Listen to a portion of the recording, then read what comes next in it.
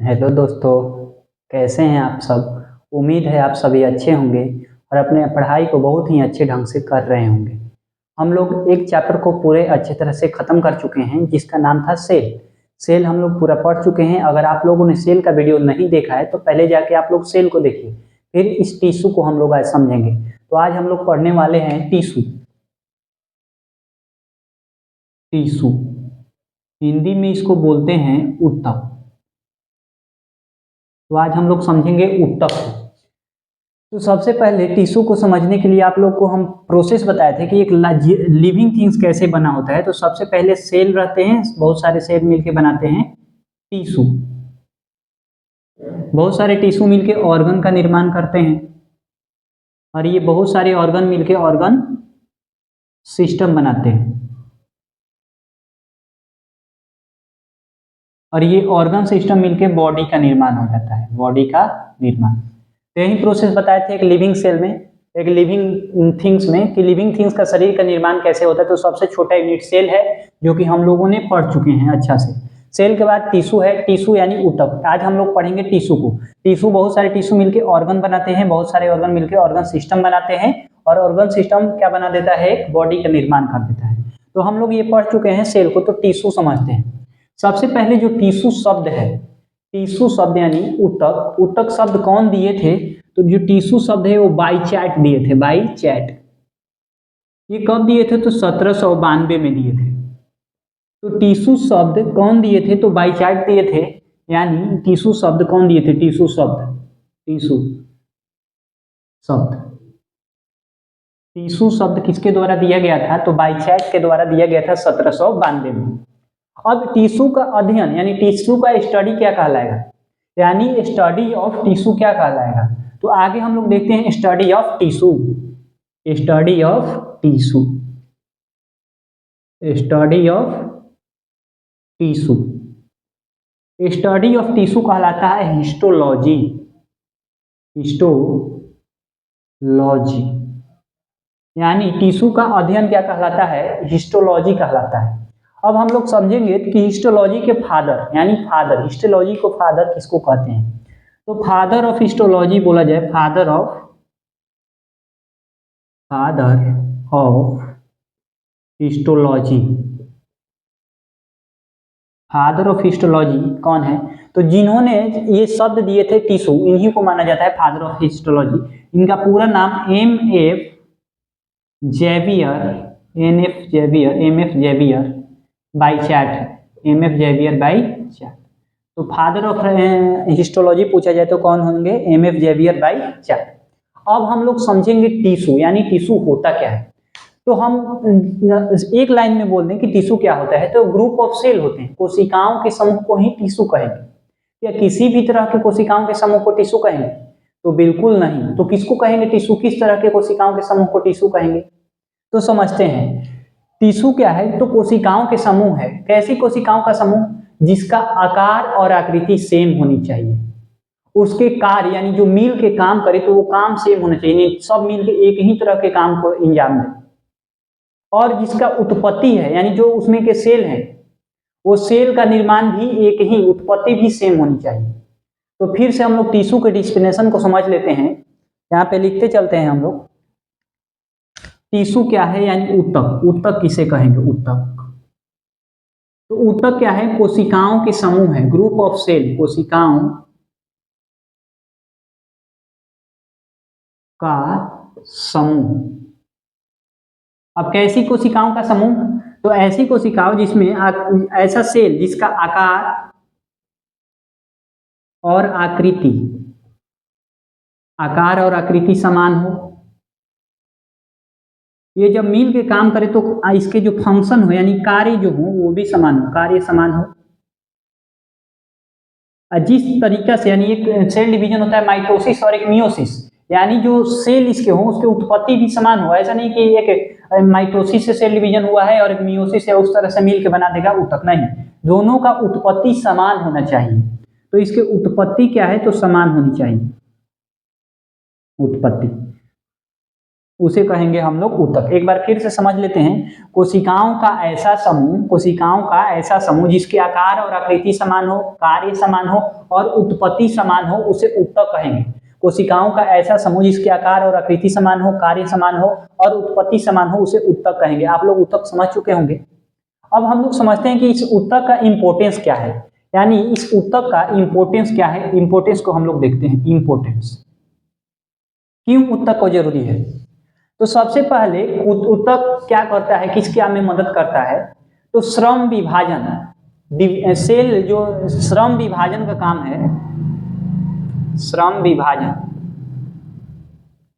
विभाजन इंग्लिश में बोले तो इसको क्या बोलते हैं, डिवीजन ऑफ लेबर, यानी जो काम है उसको बांटने में अलग अलग टिश्यू मिलके अलग अलग काम को अंजाम देते हैं। तो इसलिए जो टिश्यू हैं कहीं ना कहीं कामों को अलग अलग करने में संपन्न करने में मदद कर रहे हैं। तो पहला टिश्यू का इंपोर्टेंट क्या हो जाएगा कि श्रम विभाजन में ये मदद करते हैं। दूसरा, ये श्रम विभाजन में मदद करेंगे तो एक कोशिका पे लोड कम पड़ेगा।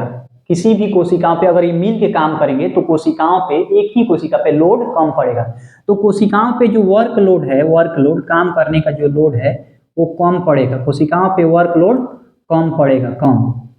उसके बाद और क्या ये काम कर रहे, क्या महत्व है इसका, तो कहीं ना कहीं टिश्यू मिलके ऑर्गन बनाते हैं, ऑर्गन मिलके ऑर्गन सिस्टम बनाते हैं। यानी जो टिश्यू है हमारे बॉडी को फॉर्मेशन में मदद करते हैं, यानी ऑर्गन बनाने में मदद करते हैं, ऑर्गन से ऑर्गन सिस्टम बनाने में मदद करते हैं, और ऑर्गन सिस्टम से हमारे बॉडी, यानी कहीं ना कहीं ये हमारे बॉडी को बनाने में मदद करते हैं। तो टिश्यू का क्या क्या इंपोर्टेंस है, फिर से एक बार देख लेते हैं। तो टिश्यू के जो इंपोर्टेंस है, श्रम विभाजन में मदद करते हैं, यानी डिवीजन ऑफ लेबर कहे तो काम को बांट बांट के करने में मदद करते हैं। वर्कलोड, एक सेल पे वर्कलोड कम पड़ता है इसके कारण, टिश्यू के कारण। और ऑर्गन मिलके ऑर्गन सिस्टम बनाते हैं, ऑर्गन सिस्टम मिलके बॉडी बनाता है, यानी हमारे बॉडी के फॉर्मेशन में वो जरूरी है, फॉर्मेशन में जरूरी है। ठीक, अब हम लोग समझेंगे कि जो प्लांट है और एनिमल है, क्या दोनों में एक ही तरह के टिश्यू पाए जाते हैं, तो ऐसा बिल्कुल नहीं है। तो प्लांट और एनिमल में अलग अलग तरह के टिश्यू पाए जाते हैं। इसके क्या रीजन है, तो इसके रीजन है, समझिए पहले आप लोग। थोड़ा सा यहाँ पे हम इसको साफ कर देते हैं और यहाँ पे हम लोग समझ लेते हैं। प्लांट, और ये लाइन हम मिटा दिए हैं, और यहाँ पे हम लोग समझ लेते हैं प्लांट और एनिमल के बारे में। प्लांट को खाना बनाने के लिए एक जगह से दूसरी जगह जाना नहीं पड़ता है। क्यों? क्योंकि इसमें ऑटोट्रॉफ्स न्यूट्रिशन होता है। ऑटोट्रॉफ्स का मतलब क्या, यानी ये अपने आप से खाना बना सकता है। पौधा जो है सनलाइट के मदद से, कार्बन डाइऑक्साइड के मदद से, वाटर के मदद से ये अपने आप खाना बना सकता है। इसलिए इसको खाना के लिए एक जगह से दूसरी जगह मूव नहीं करने पड़ते हैं, ये एक जगह स्टेबल रहते हैं। वहीं एनिमल जो है, एनिमल का जो खाना बनाने के प्रोसेस है, हेटेरोट्रॉफ्स है एनिमल। क्यों? क्योंकि ये अपने खाना के लिए दूसरे पे डिपेंड है, जिसको हेटेरोट्रॉफ्स बोलेंगे हम लोग। तो इसको खाना के लिए एक जगह से दूसरी जगह मूव करना पड़ता है, जाना पड़ता है। तो इसको जाने के लिए ज्यादा एनर्जी लगेगी और इसको जाने के लिए तो कम एनर्जी की खर्च हुई, क्योंकि इसमें मूवमेंट होता ही नहीं है। तो जो प्लांट है इसको लेस एनर्जी की जरूरत है, लेस एनर्जी। और वहीं जो एनिमल है इसको मोर एनर्जी, यानी ज्यादा एनर्जी चाहिए, ज्यादा एनर्जी। प्लांट को कम ऊर्जा की जरूरत है और एनिमल को ज्यादा ऊर्जा की जरूरत है। अब इसको कम ऊर्जा की जरूरत है, इसलिए इसमें ज्यादातर डेड सेल होते हैं। प्लांट टिश्यू में ज्यादातर डेड सेल होते हैं। ऐसा नहीं कि सारे सेल डेड होते हैं, लेकिन ज्यादातर डेड सेल होते हैं, मृत कोशिकाएं होती है ज्यादातर। और एनिमल में ज्यादातर जीवित कोशिकाएं होती है, जीवित, लिविंग सेल होते हैं, जीवित। फिर से समझ लीजिए, प्लांट को कम एनर्जी की जरूरत है, एनिमल को ज्यादा, इसलिए प्लांट में ज्यादातर डेड सेल होते हैं और एनिमल में ज्यादातर लिविंग सेल होते हैं। और प्लांट में एक खास तरह के टिश्यू पाए जाते हैं जिसका नाम है मेरिस्मेटिक। आगे हम लोग उस पर चर्चा करेंगे। वो मेरिस्मेटिक टिश्यू में डिवीजन, सेल डिवीजन बहुत ही जल्दी होता है, यानी ज्यादा जल्दी तेजी से होता है सेल डिवीजन, जिसके कारण प्लांट में जो वृद्धि है जीवन भर, यानी प्लांट के जितने भी लाइफ रहेंगे वो पूरा लाइफ टाइम तक पौधे में वृद्धि होते रहे। तो इसमें पौधे में जो वृद्धि होती है जीवन भर होती है, जीवन भर। इसमें पौधे में जो वृद्धि होती है जीवन भर। वहीं एनिमल की बात किया जाए तो एनिमल में जो वृद्धि है जीवन भर नहीं होती है। एक मैच्योरिटी एज तक पहुंचते पहुंचते 18 से 19 साल तक के पहुंचते पहुंचते हमारा सारा अंग विकास कर चुके होते हैं। उसके बाद हमारे अंदर ज्यादातर वृद्धि देखने को नहीं मिलती। तो इसमें कहा जाए एनिमल में तो जीवन भर वृद्धि नहीं होती है, जीवन भर वृद्धि नहीं होती है। तो हम लोग प्लांट और एनिमल में ही डिफरेंस समझ गए। अब हम लोग आगे चलते हैं, इसको प्लांट टिश्यू को और एनिमल टिश्यू को एक एक करके पढ़ते हैं। तो इसको हम साफ कर देते हैं।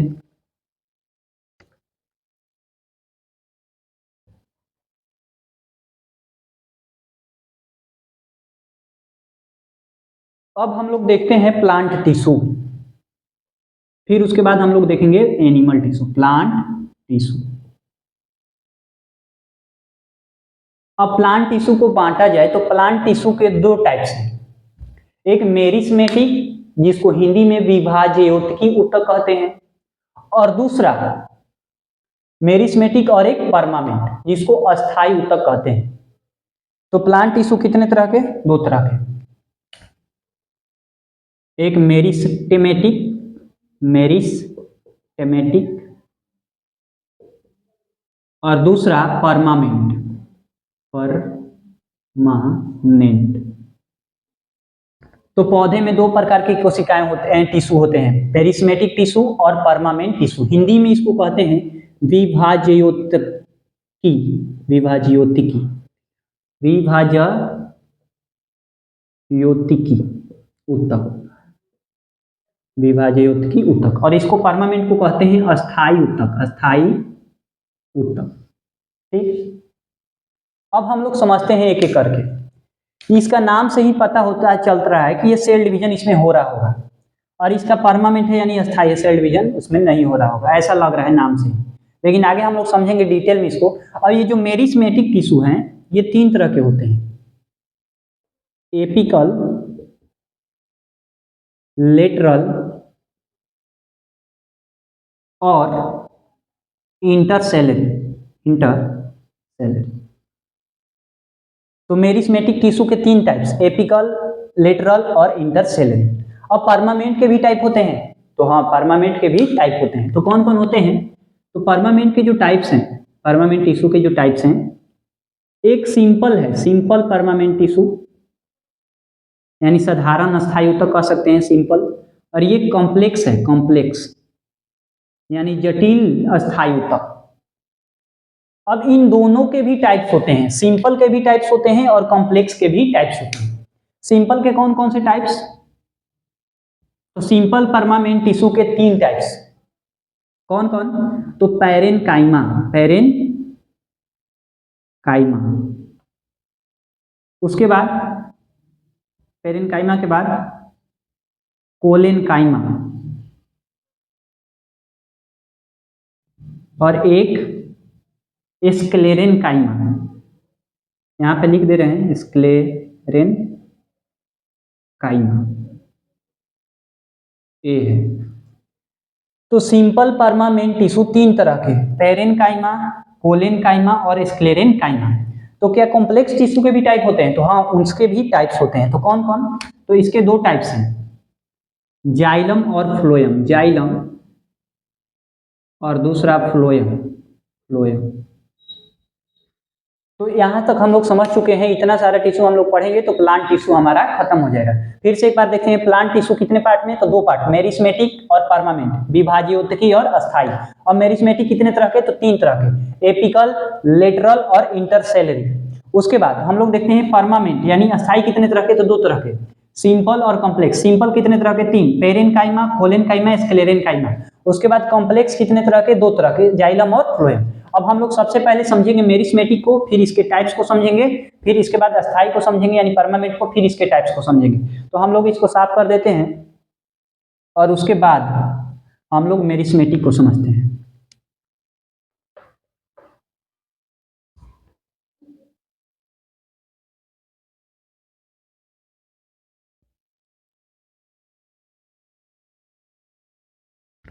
इसको भी साफ कर देते हैं। अब हम लोग समझते हैं मेरिस्मेटिक टिश्यू, फिर उसके टाइप को समझेंगे। मेरिस्टेमेटिक टिश्यू, मेरिस्मेटिक टिश्यू को हम लोग समझते हैं, इसको हिंदी में बोलते हैं विभाज्योतक। सबसे पहले ये जो मेरिस्मेटिक टिश्यू है, इसके जो सेल होते हैं लिविंग सेल होते हैं। मेरिस्मेटिक टिश्यू में जो सेल होते हैं वो लिविंग सेल होते हैं। लिविंग सेल, लिविंग सेल अगर है मतलब इसके अंदर जो प्रोटोप्लाज्म है या साइटोप्लाज्म है वो जीवित है।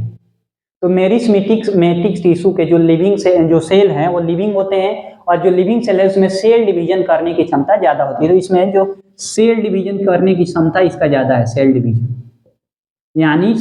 यानी कोशिका विभाजन।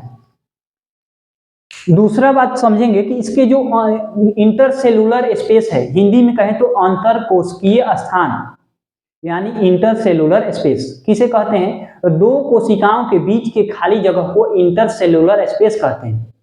और जो मेरिस्मेटिक टिश्यू है इसमें इंटरसेलुलर स्पेस नहीं पाए जाते हैं, यानी इसके जो कोशिकाएं होती है बहुत पास पास होती है, इसलिए इसमें इंटरसेलुलर स्पेस नहीं पाई जाती है। तो इसका क्या समझेंगे? दूसरा बात कि इसमें इंटर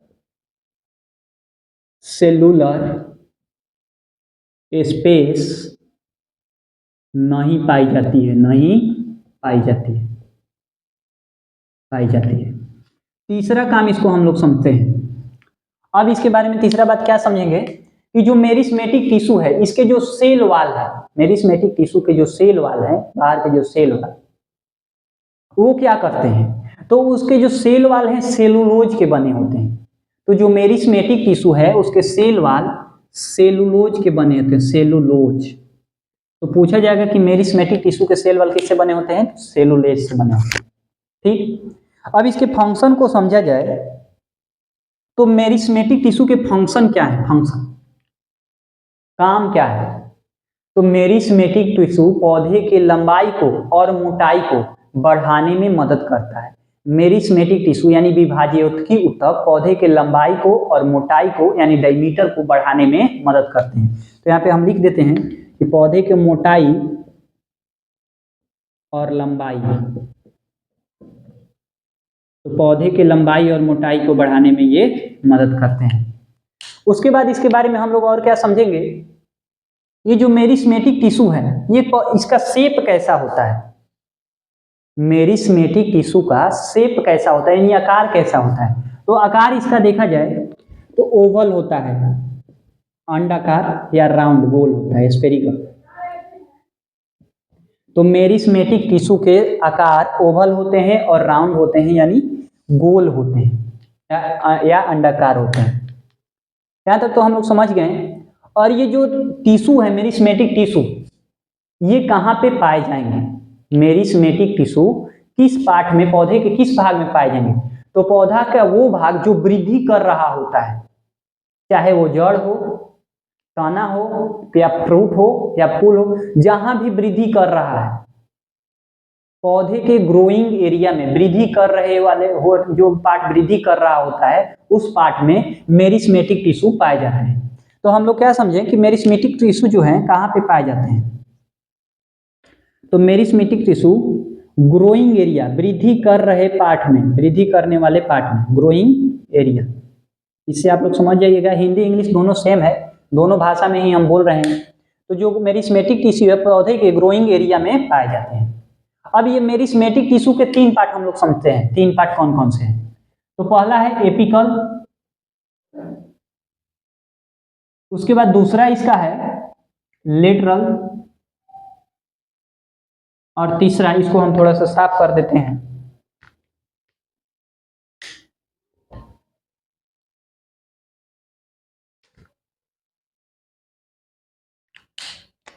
लेटरल, और तीसरा इंटरसेलरी।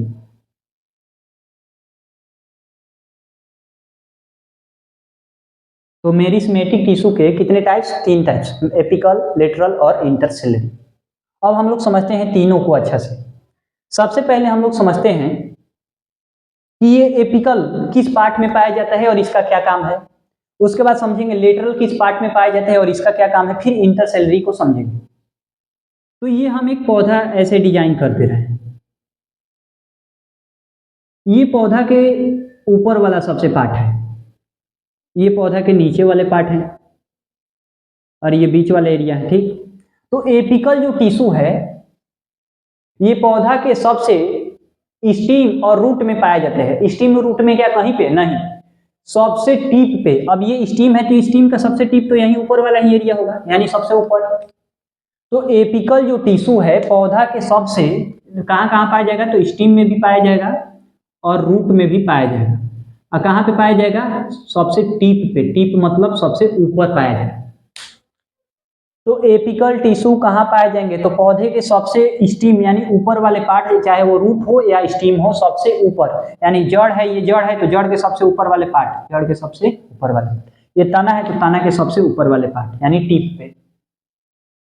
इसके फंक्शन क्या है, तो ये जड़ और तना के लंबाई में वृद्धि करवाते हैं। तो एपिकल टिश्यू जो है पौधे के जड़ और तना के लंबाई में वृद्धि करवाते हैं। और पौधे के लंबाई में वृद्धि करवाना प्राइमरी ग्रोथ कहलाता है। प्राइमरी ग्रोथ यानी प्राथमिक वृद्धि। हिंदी में ही लिख देते हैं ताकि आप लोगों को दिक्कत ना हो, दोनों भाषा हम बोल रहे हैं। प्राथमिक वृद्धि, तो पौधे की लंबाई बढ़ना कहलाता है प्राथमिक वृद्धि। तो एपिकल समझ गए, पौधा के टिप पे पाए जाएंगे, चाहे वो जड़ हो या तना हो, और ये पौधे के वृद्धि में मदद करते हैं। उसके बाद हम लेटरल को समझेंगे। लेटरल को समझेंगे तो ये पाया कहाँ जाता है, तो ये समझ लीजिए ये पेड़ है, ये पेड़ के छाल है, ये पेड़ के छाल है, ये छाल है, ये पेड़ के छाल है। पेड़ के छाल के जस्ट उसके साइड में, पेड़ के छाल के जस्ट उसके बगल में भी नीचे, ये पेड़ के छाल है मोटा वाला, इसके नीचे। तो बीनीथ ऑफ द बार यानी पेड़ के छाल के नीचे कौन से टिश्यू पाए जाते हैं, तो वो पाए जाते हैं लेटरल। और ये क्या काम है, तो पहले लिख देते हैं कि पेड़ के छाल के नीचे, पेड़ के छाल के नीचे यानी उसके नीचे वाले एरिया, पीछे, पीछे भी कह सकते हैं। और इसके काम क्या है लेटरल को, तो ये पौधे को मोटाई में वृद्धि करवाते हैं, यानी ये पौधे को डायमीटर बढ़ाएंगे, चौड़ा करेंगे पौधे को। तो पौधे के मोटाई में वृद्धि करवाना किस टिश्यू का काम है, तो लेटरल टिश्यू, मोटाई। आप लेटरल को भी अच्छे से समझ चुके होंगे। अब हम समझते हैं इंटरसेलरी, यानी इंटरसेलरी टिश्यू को समझेंगे कि ये कहाँ पे पाए जाते हैं। तो इंटरसेलरी, जैसे ये एक पत्ती निकल रहा है यहाँ से, ये पत्ती निकल रहा है, पत्ती, तो ये पत्ती जहां से निकल रही है इसको नोड बोलते हैं, और ये वाला एरिया पूरा इंटरनोड कहलाता है। तो ये पत्ती इंटरसेलरी कहाँ पाया जाएगा, तो इंटरनोड पे पाया जाएगा, ये वाला नोड इंटरनोड पे, इंटरनोड। और कहाँ, तो जहां से पत्ती निकल रही है, जहां से पत्तियां निकल रही है, पत्तियां निकलती है उस एरिया पे कौन पाया जाएगा, तो इंटरसेलरी। ये क्या करवाता है, तो ये भी लंबाई में ही वृद्धि करवाता है, ये भी लंबाई में वृद्धि करवा रहा था, ये भी। तो ये किसकी लंबाई में, ये पत्तियों की लंबाई में, पत्तियों की लंबाई में, या इंटरनोड, ये इंटरनोड के लंबाई में वृद्धि करवाते हैं। तो ये पत्तियों और इंटरनोड के लंबाई में वृद्धि करवाते हैं। और पत्तियों का ये देखिए यहाँ पे जो लेटरल है ये मोटाई में वृद्धि करवा रहा था, और पौधे के मोटाई में वृद्धि करना सेकेंडरी ग्रोथ कहलाता है। पौधे के मोटाई में वृद्धि होना सेकेंडरी ग्रोथ कहलाता है। और सेकेंडरी ग्रोथ यानी द्वितीयक वृद्धि कहते हैं। तो यहाँ पे ये भी लिख लीजिएगा, द्वितीयक वृद्धि किसको कहते हैं, तो मोटाई में, पौधे की मोटाई में वृद्धि होना द्वितीयक वृद्धि कहलाता है, द्वितीयक वृद्धि। तो हम लोग तीनों टिश्यू को अच्छा से समझ चुके हैं। एपिकल पौधे के टिप पे पाए जाएंगे और ये वृद्धि करवाने में, लंबाई बढ़ाने में मदद करते हैं, यानी यहाँ पे लिख देते हैं लंबाई बढ़ाने में मदद, लंबाई बढ़ना प्राथमिक वृद्धि। लेटरल कहाँ पाए जाएंगे, तो पौधे पेड़ के छाल के नीचे, और ये मोटाई को बढ़ाते हैं तो ये द्वितीयक वृद्धि, मोटाई का बढ़ना द्वितीयक वृद्धि। उसके बाद इंटरसेलरी कहाँ पाए जाएंगे, तो पत्तियों के इंटरनोड पे, यानी जहां से पत्तियां निकल रही होती है, और ये पत्तियों की और इंटरनोड की ये लंबाई किसकी बढ़ाएगी, पत्ती की और इंटरनोड की लंबाई बढ़ाएगी, याद रखिएगा। अब हम लोग मेरिस्मेटिक पढ़ लिए हैं, इसके तीनों टाइप्स को भी समझ चुके हैं। अब हम लोग समझेंगे परमानेंट टिश्यू। अब इसको हम मिटा देते हैं।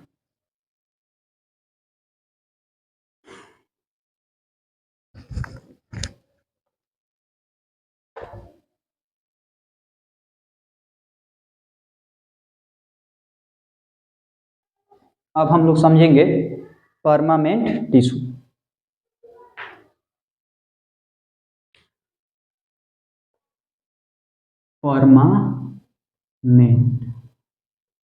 परमानेंट टिश्यू यानी अस्थाई ऊतक, अस्थाई ऊतक। अब हम बता चुके हैं कि परमानेंट टिश्यू दो तरह के होते हैं, एक सिंपल और एक कॉम्प्लेक्स। सिंपल और एक कॉम्प्लेक्स।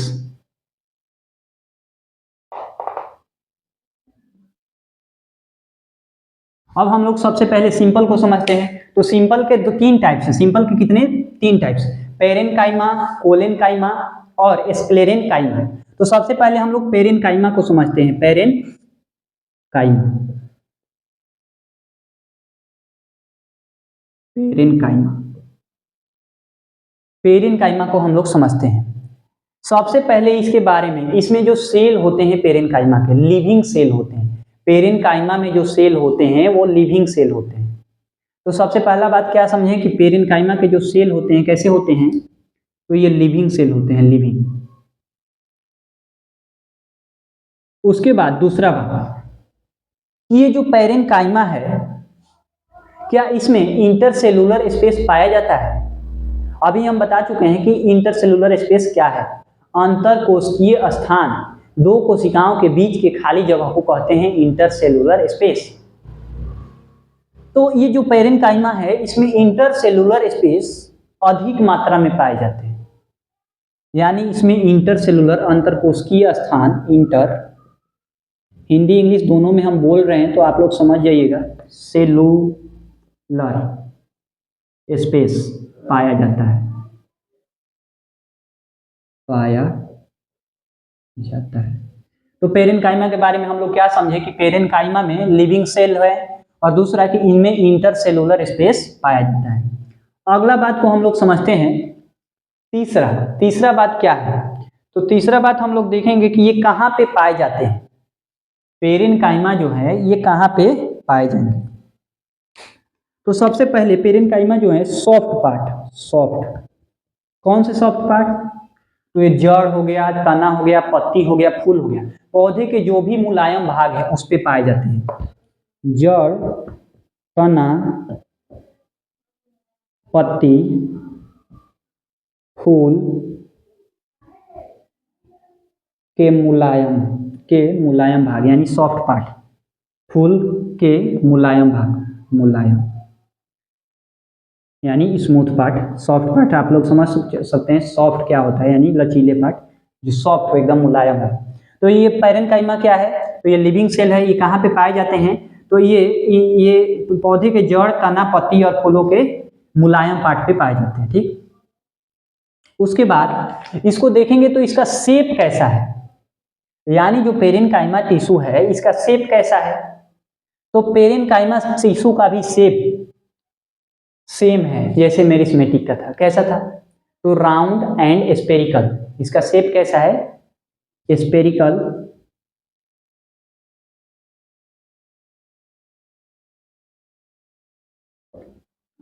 स्पेरिकल मतलब गोलीय, और ओवल यानी अंडाकार।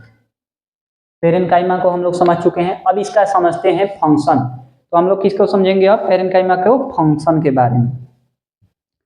फंक्शन यानी कार्य, फंक्शन यानी कार्य। तो इसके क्या काम है? तो यहाँ पे हम लिखते हैं फंक्शन यानी कार्य के बारे में। फंक्शन यानी कार्य, हिंदी में क्या कहते हैं? कार्य। तो पेरेनकाइमा का मुख्य कार्य क्या है? पेरेनकाइमा का मुख्य कार्य क्या है? तो पेरेनकाइमा का मुख्य कार्य जो है वो भोजन का संग्रह करता है। पेरेनकाइमा क्या करता है? भोजन का संग्रह करता है। पेरेनकाइमा का मुख्य कार्य, कोई पूछे कि क्या है पेरेनकाइमा का मुख्य कार्य, तो भोजन का संग्रह करना। पेरेनकाइमा का मुख्य काम क्या है? भोजन का संग्रह। पेरेनकाइमा का मुख्य काम क्या है? तो भोजन का संग्रह करना, स्टोरेज का काम करना। अब कुछ पेरेनकाइमा ऐसे होते हैं जिसमें ये पेरेनकाइमा जो है जिसमें क्लोरोप्लास्ट पाया जाता है। तो जिस पेरेनकाइमा में क्लोरोप्लास्ट पाया जाता है उसको क्लोरेनकाइमा कहते हैं। फिर से एक बार समझ लीजिए, जिस पेरेन्काइमा में क्लोरोप्लास्ट पाया जाता है उसको क्लोरेन्काइमा कहते हैं। और ये जो क्लोरेन्काइमा होता है, ये टिश्यू जो होता है ये प्रकाश संश्लेषण में मदद करता है, यानी फोटोसिंथेसिस में मदद करता है। इसका मतलब कहीं ना कहीं पेरेन्काइमा का काम भोजन का स्टोर करना तो है ही, इसके साथ साथ फोटोसिंथेसिस में भी मदद करता है, यानी प्रकाश संश्लेषण में भी मदद करता है। तो यहाँ पे हम लिख देते हैं, यहाँ पे समझिएगा ध्यान से, जिस पेरेन्काइमा में क्लोरोप्लास्ट पाया जाता है, क्लोरोप्लास्ट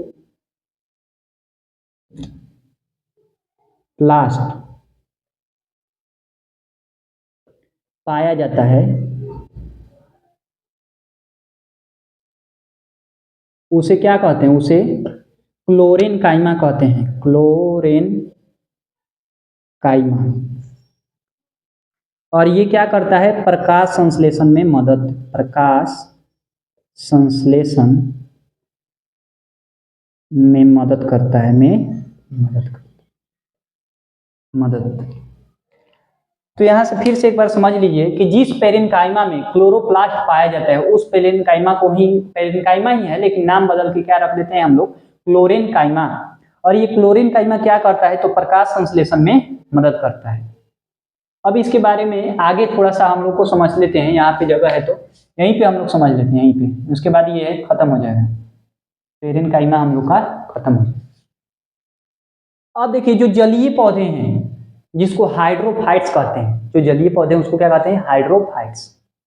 तो जलीय पौधे में जो इंटरसेलुलर स्पेस होता है, पेरेन्काइमा टिश्यू के जो इंटरसेलुलर स्पेस होता है उसमें लार्ज एयर कैविटीज होती है। इसका मतलब उसमें बहुत ही ज्यादा मात्रा में हवा भरी होती है, और वो हवा भरने के कारण उस पौधे को, टिश्यू को, यानी उस पौधे के पेरेन्काइमा टिश्यू को ही एरेन्काइमा कहते हैं। फिर से एक बार समझिए, जलीय पौधे में जो पेरेन्काइमा टिश्यू होते हैं उसमें बहुत ही अधिक मात्रा में हवा भर जाता है, और हवा भरने के कारण उसको पेरेन्काइमा ना कह के उसको एरेन्काइमा कहते हैं। तो यहाँ पे हम लोग क्या लिख देते हैं कि जलीय पौधे यानी हाइड्रोफाइट्स, हाइड्रोफाइट्स में जब हवा भर जाता है, हवा भरने के बाद उसको क्या कहते हैं, एरेन्काइमा कहते हैं। तो जब जलीय पौधे में हवा भर जाता है तो उसको क्या कहते हैं, एरेन्काइमा कहते हैं। तो जब जलीय पौधे के पेरेन्काइमा टिश्यू में हवा भर जाता है तो उसको क्या कहते हैं, एरेन्काइमा कहते हैं। जब जलीय पौधे के पेरेन्काइमा टिश्यू में हवा भर जाता है तो क्या कहते हैं, उसको एरेन्काइमा कहते हैं। और ये क्या करता है, तो ये पौधों को तैरने में, यानी पानी के ऊपर फ्लोट करने में मदद करता है, पौधों को तैरने में मदद करता है, तैरने में मदद करता है। क्या आप लोग पेरेन्काइमा को समझ गए अच्छा से? पेरेन्काइमा कैसा सेल है, लिविंग सेल है, इसमें इंटरसेलुलर स्पेस पाया जाता है और बहुत ज्यादा ही पाया जाता है। ये सॉफ्ट पार्ट पे पाए जाते हैं, जैसे जड़, तना, पत्ती, फूल, यानी जो मुलायम भाग है वहां पे पाए जाएंगे। इसके जो शेप है स्पेरिकल है, ओवल है, ठीक। और इसका मेन काम क्या है, यानी मेन फंक्शन क्या है, भोजन का स्टोर करना। कोई पूछेगा पेरेन्काइमा टिश्यू का मेन काम क्या है, तो भोजन का संग्रह करना। उसके अलावा ये फोटोसिंथेसिस में भी कहीं ना कहीं मदद कर रहा है। जिस पेरेन्काइमा में क्लोरोप्लास्ट पाया जाता है उसको क्लोरेन्काइमा कहते हैं, और ये प्रकाश संश्लेषण में मदद करते हैं। उसके बाद जिस पेरेन्काइमा में हवा भर जाता है, यानी जलीय पौधे के पेरेन्काइमा टिश्यू में हवा भर जाता है, तो उसे पेरेन्काइमा ना कह के एरेन्काइमा कहते हैं, और ये तैरने में पौधों को मदद करता है। हम यहाँ तक समझ चुके हैं। अब हम लोग देखते हैं, इसको थोड़ा हम साफ कर देते हैं, और पेरेन्काइमा के बाद कोलेन्काइमा हम देखते हैं, तब तक हम इसको साफ कर देते हैं।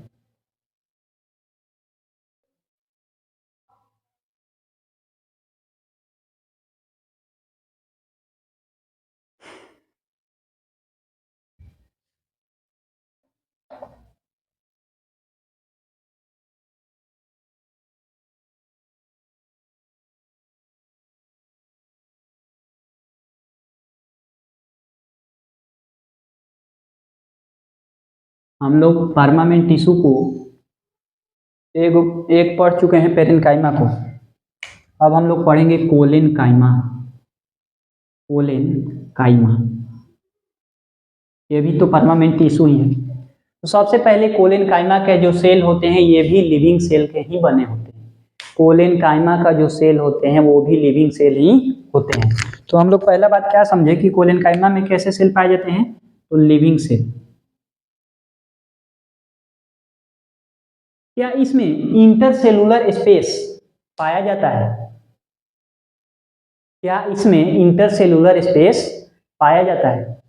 तो नहीं, ना के बराबर, एकदम नहीं कहें तो अच्छा है। तो इंटरसेलुलर स्पेस नहीं पाया जाता है, बहुत कम कहें तो सही नहीं होगा, नहीं कहेंगे। इंटरसेलुलर स्पेस नहीं पाया जाता है, इंटरसेलुलर स्पेस नहीं पाया जाता है।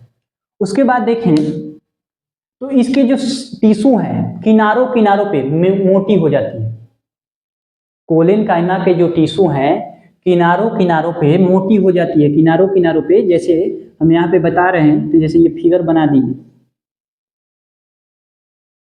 इसमें गैप नहीं होना चाहिए, और ये किनारों किनारों पे क्या हो जाती है, मोटी। ये हम समझाना चाह रहे हैं कि जो कोलेनकाइमा के जो टिश्यू हैं ये किनारों किनारों पे मोटी हो जाती है, किनारों किनारों पे मोटी हो जाती है। तो ये कोलेनकाइमा के टिश्यू किनारों पर मोटी होती है, किनारों पर मोटी होती, क्यों होती है? तो सेलुलोज के कारण। इसके सेल वाल में क्या होते हैं, सेलुलोज होते हैं, तो उस सेलुलोज के कारण किनारों पर मोटी हो जाती है, सेलुलोज के कारण, सेलुलोज के कारण। तो पहला बात इसके बारे में हम लोग क्या समझे कि जो कोलेनकाइमा टिश्यू है ये लिविंग सेल है, ये इंटरसेलुलर स्पेस इसमें नहीं पाया जाता है, और ये किनारों पे मोटी होती है, क्यों होती है? तो सेलुलोज के कारण होती है। अगला बात इसका समझें तो इसका शेप देखेंगे हम, यानी जो कोलेनकाइमा है इसका शेप कैसा है, तो इसके शेप जो होते हैं लंबे लंबे, इलॉन्गेस्ट। तो कोलेनकाइमा का जो शेप होते हैं कैसे होते हैं, लंबा,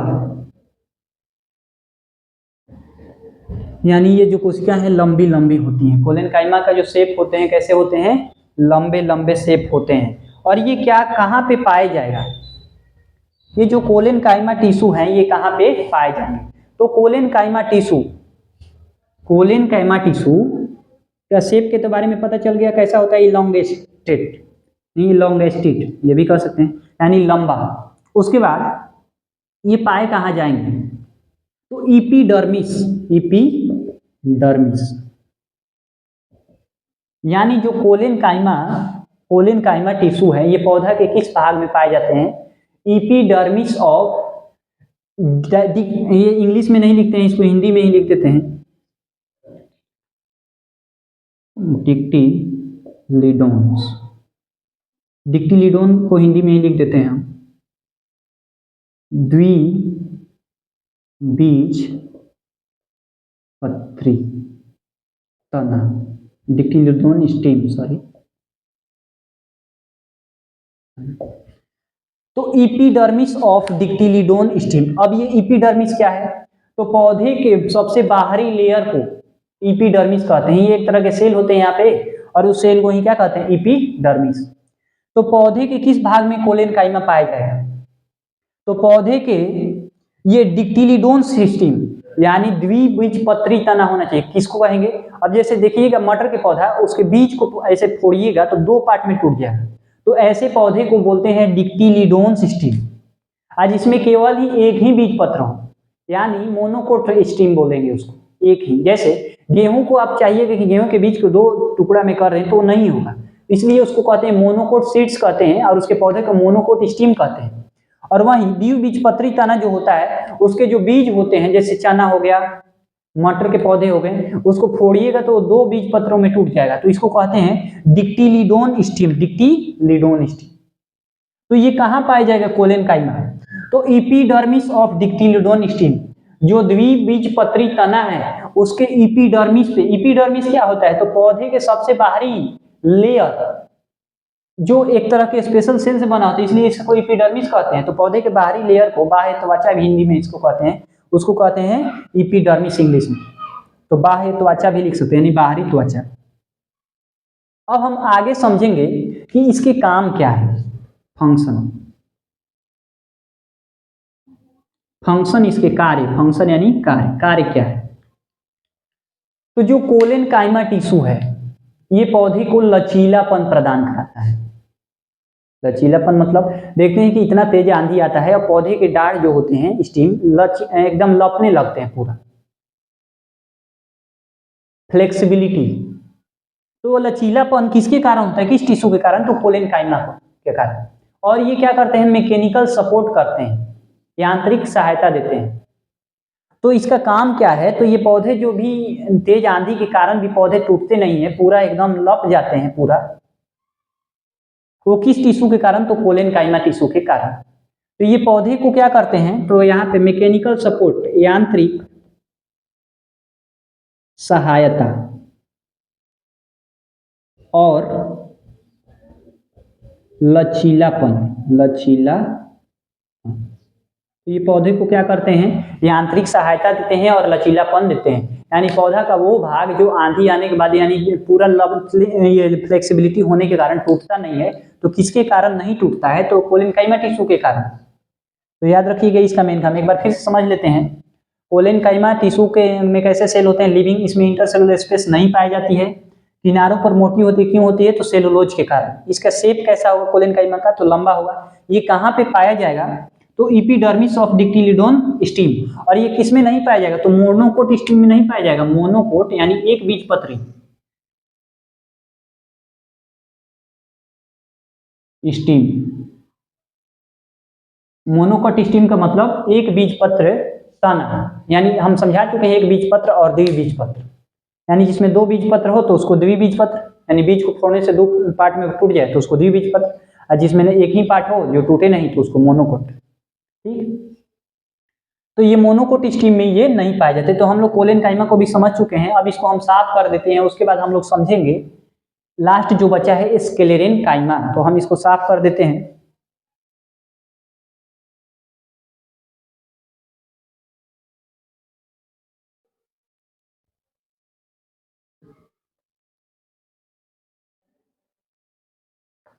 इसको हम साफ कर देते हैं। अब हम लोग देखेंगे स्क्लेरेनकाइमा, स्क्लेरेन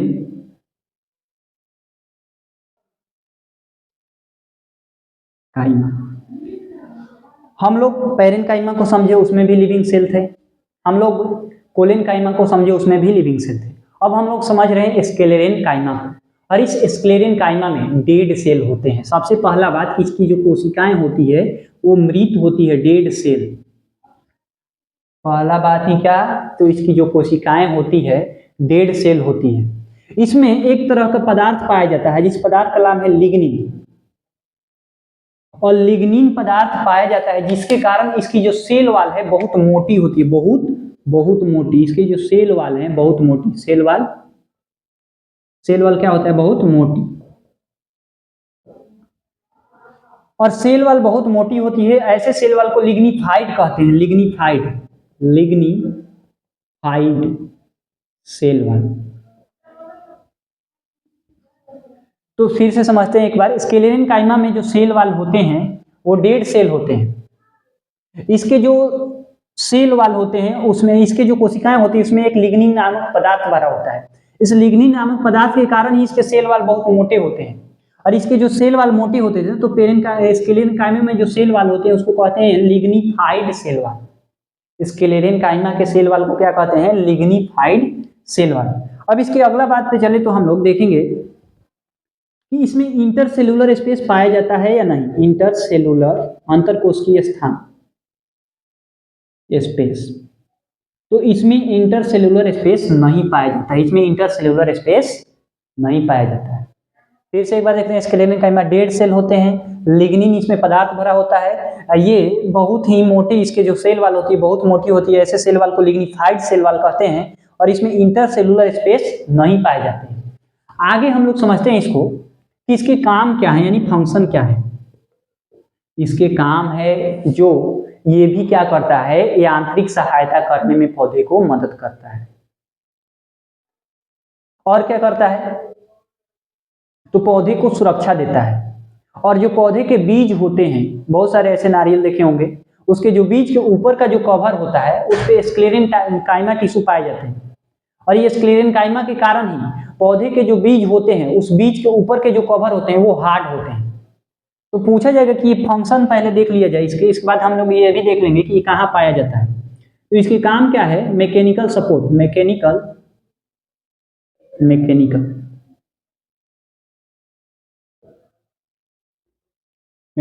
सपोर्ट, मैकेनिकल सपोर्ट यानी यांत्रिक सहायता, और क्या, फ्लेक्सिबिलिटी और प्रोटेक्टिव, सुरक्षा, हिंदी में लिख देते हैं इसको सुरक्षा, सुरक्षा। तो इसका काम क्या है, परमानेंट टिश्यू का, परमानेंट में स्क्लेरेन्काइमा का, ये मैकेनिकल सपोर्ट करते हैं यानी पौधे को यांत्रिक सहायता देते हैं, और प्रोटेक्ट करते हैं यानी प्रोटेक्टिव टिश्यू भी है ये, यानी प्रोटेक्टिव मतलब इसके अंदर जितने भी सेल हैं उसको सुरक्षित रखते हैं। और ये कहाँ पे पाए जाते हैं, ये कहाँ पे पाए जाते हैं, तो बीजों के बाहरी आवरण, बाहरी हार्ड आवरण या आवरण, बीजों के जो बाहरी आवरण है, हार्ड लेयर है, बीजों के जो बाहर का जो लेयर है वो हार्ड होता है, और उस हार्ड लेयर किसके कारण होता है, तो स्क्लेरेन्काइमा के कारण। तो बीजों के बाहरी आवरण का निर्माण करता कौन टिश्यू है, तो स्क्लेरेन्काइमा ही करता है, जिसके कारण बीजों के बाहर वाला जो लेयर होते हैं वो बहुत हार्ड होते हैं। तो हम लोग स्क्लेरेन्काइमा तक समझ चुके हैं। अब हम लोग देखेंगे कॉम्प्लेक्स टिश्यू को, तो आगे देखते हैं कॉम्प्लेक्स टिश्यू। तो साफ कर देते हैं हम लोग, परमानेंट टिश्यू हम लोग पढ़ चुके हैं, अभी परमानेंट में सिंपल परमानेंट पढ़ चुके हैं, अभी कॉम्प्लेक्स पढ़ना है।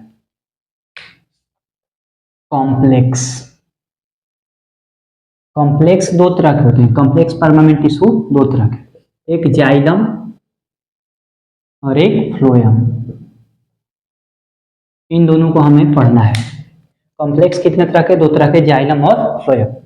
अब ये जाइलम है तो पहले सबसे जाइलम को पढ़ते हैं। इन दोनों को कंडक्टिंग टिश्यू कहते हैं, जाइलम और फ्लोएम को कंडक्टिंग टिश्यू कहते हैं। क्यों कहते हैं, तो ये कोई ना कोई पदार्थ को एक जगह से दूसरी जगह ले जाने का काम करते हैं, यानी ट्रांसपोर्टेशन का काम कर रहे हैं, इसलिए इन दोनों को कंडक्टिंग टिश्यू कहते हैं। अब सबसे पहले हम लोग जाइलम को समझेंगे, फिर फ्लोएम को समझेंगे।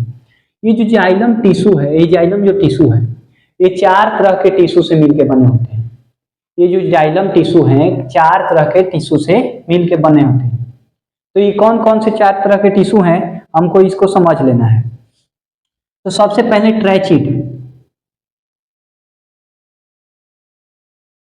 ट्रैचिड हो गया, दूसरा विसिल्स, तीसरा जाइलम पेरेन्काइमा,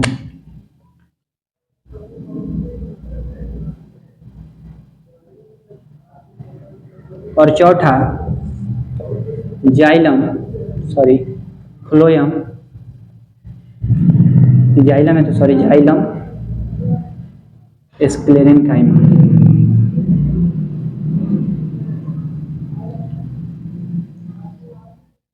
जाइलम जो टिश्यू है, जाइलम टिश्यू ये चार तरह के अलग अलग सेल से मिलके बने होते हैं। तो कौन कौन, ट्रैचिड्स, विसिल्स, जाइलम पेरेन्काइमा, जाइलम स्क्लेरेन्काइमा।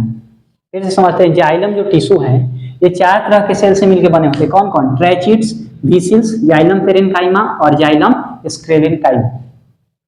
अब ये जो इसमें से एक ही सेल क्या है, जीवित है, बाकी सब डेड है। तो ये जो जाइलम पेरेन्काइमा है ये लिविंग सेल है, ये लिविंग सेल है। बाकी सब जो है, ट्रैचिड है, वेसिल्स है और जाइलम स्क्लेरेन्काइमा है, ये डेड सेल है। तो जाइलम टिश्यू कितने सेल से मिलकर बने हैं, चार तरह के सेल, उसमें से जाइलम पेरेन्काइमा केवल लिविंग सेल है, बाकी सब जो है वो डेड सेल है। ठीक, अब आगे समझते हैं कि ये जो आगे इसके फंक्शन क्या है, यानी जाइलम टिश्यू के काम क्या है। तो इसका मेन काम क्या है, फंक्शन, यानी हम लोग अभी जाइलम टिश्यू के बारे में पढ़ रहे हैं तो इसको अभी मिटा देते हैं। जाइलम यानी इसका मेन काम क्या है, तो जड़ के मदद से वाटर और मिनरल्स यानी जल और मिनरल्स को, खनिज लवण को पौधे के जड़ से पौधे के ऊपर वाले पार्ट यानी तना वाले पार्ट में ले जाना। तो किसका ये परिवहन कराता है, तो वाटर का और water and minerals,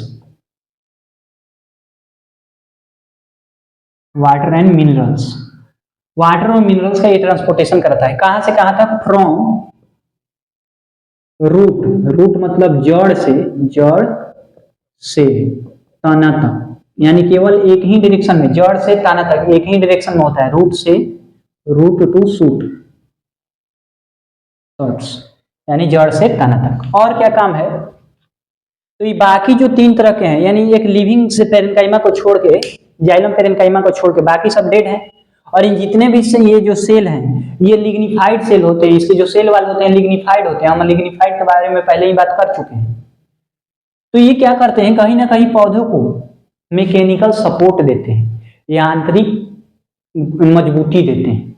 mechanical support का मतलब कि बाहरी बल का विरोध करे, जैसे लकड़ी को हम लोग तोड़ते हैं तो जल्दी टूटता नहीं, तो यानी बाहरी बल का वो विरोध कर रहा है। तो ये और क्या काम करते हैं? तो मेन फंक्शन कोई पूछेगा कि जाइलम टिश्यू का मेन काम क्या है, तो पानी का और मिनरल्स का जड़ से तना की ओर परिवहन कराना काम है, परिवहन, परिवहन। और इसका दूसरा काम क्या है? तो दूसरा काम हम यहाँ पे लिख देते हैं। दूसरा काम मैकेनिकल सपोर्ट, यांत्रिक, यांत्रिक मजबूती, मैकेनिकल स्ट्रेंथ या मैकेनिकल सहायता करता है। हम लोग जाइलम टिश्यू को पढ़ चुके हैं, अब पढ़ते हैं फ्लोएम को। इसको हम साफ कर लेते हैं, उसके बाद हम लोग देखेंगे फ्लोएम टिश्यू को।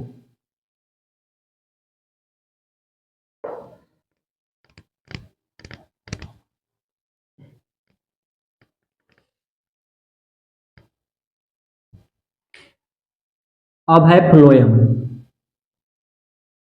ये जो फ्लोएम टिश्यू है ये भी 4 तरह के सेलों से मिलकर बनी। जो फ्लोएम टिश्यू है ये 4 तरह के टिश्यू से, सेल से मिलके बने होते हैं। कौन कौन? सीव, सीव ट्यूब्स, दूसरा companion cell, companion, companion cell, तीसरा फ्लोएम पेरेन्काइमा, फ्लोएम पेरेन्काइमा,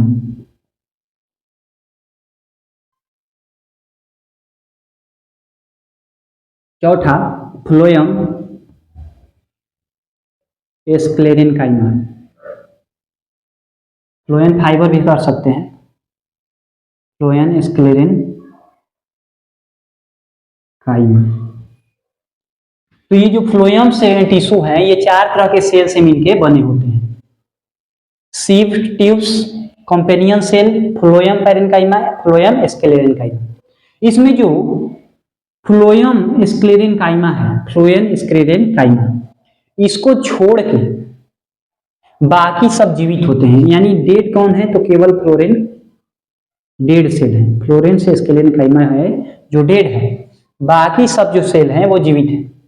इसके मेन फंक्शन की बात करें तो ये क्या करता है? तो जो पौधा फोटोसिंथेसिस के द्वारा खाना बनाता है, उस भोजन को, जो पौधा फोटोसिंथेसिस द्वारा खाना बनाता है उस भोजन को क्या करता है? ट्रांसपोर्ट कराता है। तो भोजन यानी फूड का ट्रांसपोर्टेशन कराता है, फूड का परिवहन, भोजन का परिवहन। और ये भोजन का परिवहन कैसे होता है? तो सबसे पहले जो फूड बना है उसको स्टोरेज पार्ट में ले जाता है, यानी जहां पे स्टोर करने वाला एरिया सेल है, स्टोरेज वाला पार्ट तक ले जाता है। तो सबसे पहले फूड बन गया फोटोसिंथेसिस में, उसको स्टोर करने वाले पार्ट में ले जाएगा। अब इस पार्ट से फिर स्टोर करने वाले पार्ट से क्या करेगा? जहां पे ग्रोइंग रीजन होगा, जहां पे ग्रोइंग रीजन यानी जहां पे ग्रो करने वाले पार्ट होंगे वहां तक पहुंचाएगा, वहां से। यानी सबसे पहले फोटोसिंथेसिस में खाना बन गया, वो बनने के बाद वो खाना स्टोर होगा, स्टोर होने के बाद उसे स्टोरेज पार्ट से ग्रोइंग रीजन तक जाता है, ग्रोइंग रीजन तक। तो पूछा जाएगा कि फ्लोएम का कितने सेल से बनकर बने हैं? सीव, कॉम्पेनियन सेल और फ्लोएम पेरेन्काइमा, फ्लोएम स्क्लेरेन्काइमा। ये डेड सेल है, बाकी सब लिविंग है। इसके मेन काम क्या है? फंक्शन, तो भोजन का परिवहन करना। कैसे? जो फोटोसिंथेसिस हुआ उसमें से खाना जो स्टोर हुआ है वो स्टोरेज तक ले जाता है, पहले बनने के बाद खाना को स्टोर करता है, स्टोर करने के बाद वो ग्रोइंग एरिया तक ले जाता है। तो प्लांट टिश्यू खत्म हो गया, हम लोग बाद में समझेंगे एनिमल टिश्यू।